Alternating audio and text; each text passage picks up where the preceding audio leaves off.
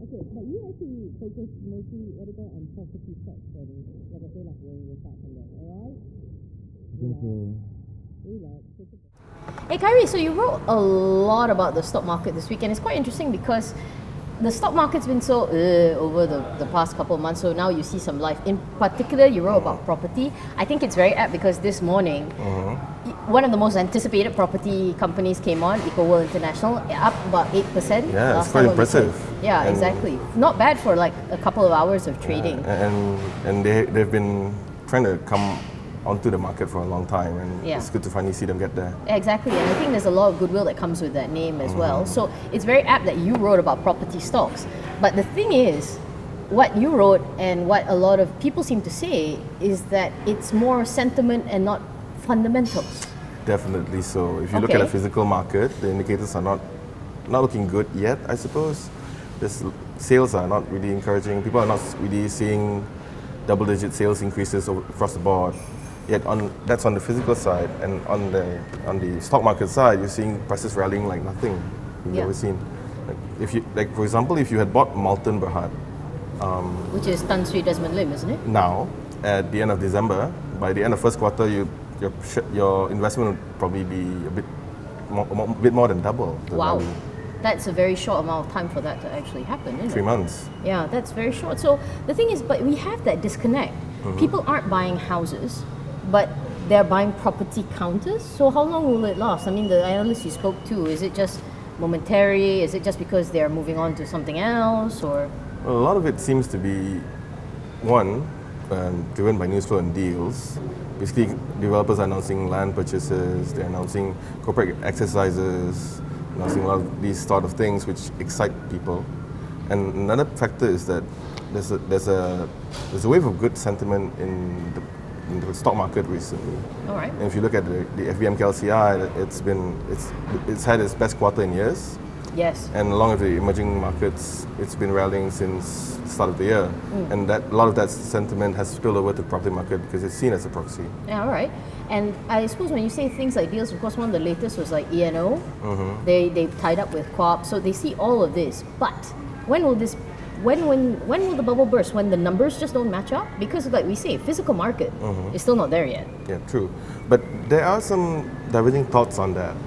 Even though the physical market is not doing so well, some analysts believe that we are nearing the bottom, or we could have been seeing the bottom, but we do need some further data to confirm that, because we haven't seen anything that has been sustained on an uptrend or a downtrend.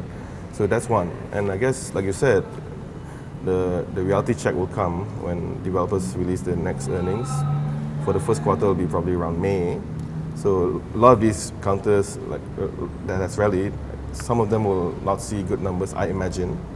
And when that comes, that's when the reality check comes, right? Exactly. And the other developers whose numbers are encouraging might see their prices go further. Oh, okay. So that's one hopeful thing. But like you mentioned, overall, and that was the other story that you actually wrote about, how the KLCI had its best quarter in years. It hit a 52-week high a couple of weeks back. Is it just because after our dear President Orange, and how much it talked down emerging markets, are people just picking up deals again? Is the more insty guys back? It could be the case, because we're seeing a rally across emerging markets, and for us, the fundamentals seem to be improving. Like the ringgit has stabilized somewhat recently. Oh, thank God. Yeah, and the foreign funds are coming back in. I think as of March 24th. All right. The net inflow has been 1.8 billion. Encouraging. It could be more once the latest numbers are out. So those sorts of things are driving the rally, alongside a lot of good sentiment. For example, technology sectors. Technology sector counters have been rallying about 38% year to date.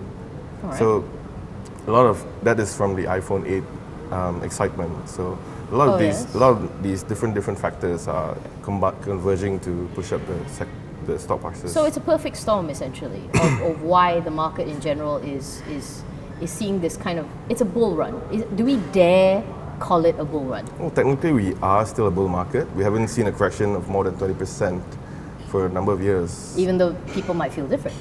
Well, the FBM KLCI did fall for the past couple of years, but if it's not more than 20%, it's not really a bull market yet. All right. Not really a bear market yet, I'm sorry. Yeah, no worries. So, and then, but the questions in your title. How long will this party last? The people, the analysts, everybody you talk to, how long? That depends. For the property stocks, for example, when the next earnings season comes around, You will the see numbers that. will run. That will tell you if it will go further, which counters will go further, because not all will continue to rally. Yeah. And I guess for the technology sector, for example, when the iPhone 8 sales begin in mid-year, third quarter perhaps, then we'll see whether the tech stocks will still have further room to go forward, Okay. depending on how the sales go, especially for the companies which are part of Apple's supply chain. So a lot of different factors would determine this, I guess. But overall, feel how far can KLCI go? Or nobody wants to bet the horse? The thing is, that would probably take a crystal ball at this point. For more on the stories, pick up a copy of The Edge Weekly at all good newsstands.